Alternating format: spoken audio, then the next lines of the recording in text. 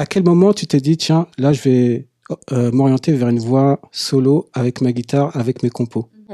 Alors en fait, quand j'ai arrêté le classique, parce que moi j'ai un background classique, de musique classique, j'ai tout de suite voulu chanter, j'ai tout de suite eu quelques compos, j'avais quelque chose.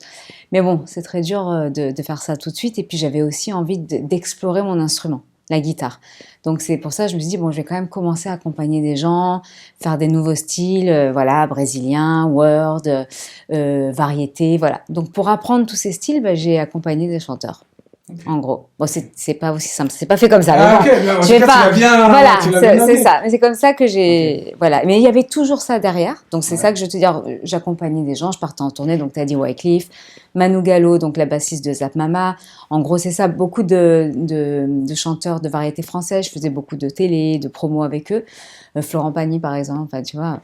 Et ensuite, je me suis dit, après quelques années, j'ai bien appris mon métier, la guitare, j'ai exploré pas mal de styles. Je me suis dit, bon, là, il faut que je fasse ma musique. Enfin, tu sais, après, c'est Ouais. plus fort que toi. Ouais. T'es derrière, mais tu sens que tu vas être devant, en fait. Pour moi, c'était naturel de chanter. Puis comme je chantais aussi, et composer, surtout quand tu composes, t'as envie de faire ton truc solo, quoi, tout simplement. Comment tu l'as intégré justement cette transition entre j'accompagne des musiciens et là je me mets en avant avec ma guitare, avec mes compos, d'un point de vue physique, peut-être psychologique, parce que il y a vraiment une transition là qui se Il fait. y a vraiment une transition, bon, qui est latente, hein, bien sûr.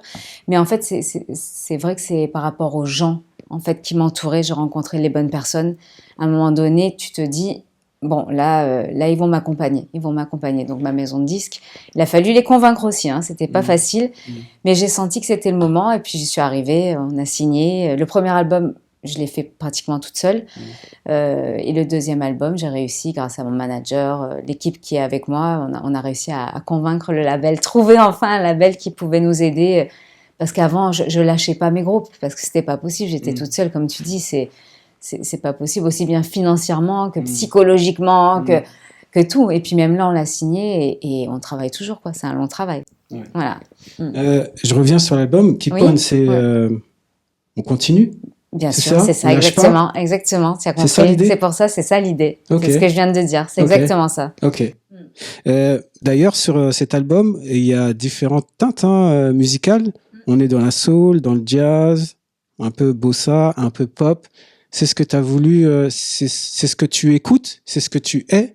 Comment tu... Ouais, c'est ça? C'est ce que j'écoute, c'est ce que je suis, c'est ce que j'ai travaillé en accompagnant les gens, en voyageant, en travaillant ma guitare. En fait, c'est mon instrument aussi. C'est ce qu'on se disait, tu vois, en coulisses. On se disait, en off, c'est que j'ai beaucoup de guitare maintenant. J'ai commencé par le classique, donc je suis allée au Brésil.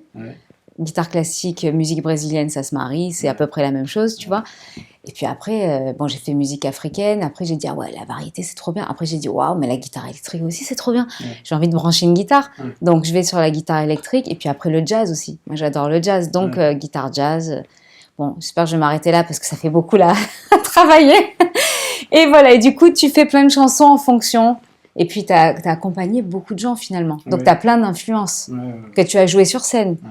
Tu as fait plein de choses et en fait, ça ressort naturellement. Tu vois? Ouais. Et c'est intéressant parce que je trouve, moi, c'est mon ressenti quand j'ai écouté globalement la couleur ou le grain de l'album. Là, on parle des mix, etc. J'ai trouvé qu'il y avait alors, je sais pas si c'est peut-être parce qu'il y a un côté pop, mais il y avait une couleur un peu rétro. Je sais pas si c'est lié à la batterie, par exemple, qui est mixée d'une certaine manière d'un côté live. Il y a un côté live. Ah je oui, dirais plutôt ça. Live, oui, voilà, c'est ça. Bah, c'est enregistré en live, en fait, l'album. Enfin, contrairement au premier album, tu vois, où là, bon, j'ai fait un peu comme j'ai pu, je t'avoue, j'avais trop d'idées en tête, j'étais à donf, c'était mon premier album, j'ai pas trop réfléchi.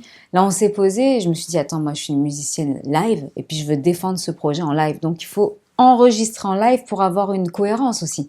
Parce que tous ces styles, bon, je comprends que pour une personne qui écoute l'album, il va se dire, mais attends, qu'est-ce qu'elle est en train de faire, quoi? Enfin, c'est quoi le projet? C'est l'idée que t'as du... Oui, c'est vrai? non, mais je me dis, mais à la place de quelqu'un, il écoute Way Better, c'est super soul. Après, il va sur Keep On, c'est Afrobeat. Après, il va sur I Cannot Stand, bah, on est dans les îles. Après, Danse pour moi, ah bah, c'est pop chanson française avec du jazz.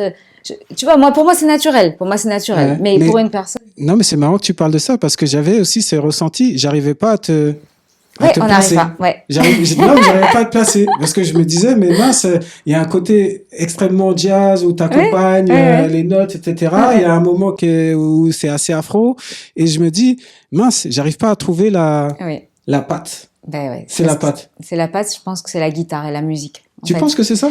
Et oui, parce que c'est différentes, ou influences ou ce que tu aimes aussi, différentes passions, différentes attirances musicales. Mais je pense que le fait d'être instrumentiste, quand même, ça t'amène loin et dans plusieurs voies différentes. Tu vois, alors que quand tu es chanteuse, peut-être juste chanteuse. Après, il y a des chanteuses qui font des choses différentes, mais t'es plus dans un style. Tu vois ce que je veux dire? L'instrument, moi je te dis, j'ai vraiment beaucoup de guitare là, ça commence à faire beaucoup. Et quand je prends une guitare acoustique, c'est pas la même chose que quand je prends une guitare électrique, rien à voir. Au niveau de la composition, au niveau du travail, au niveau de plein de choses, quoi. You're looking all around and you finally get the call. There's something in your mind.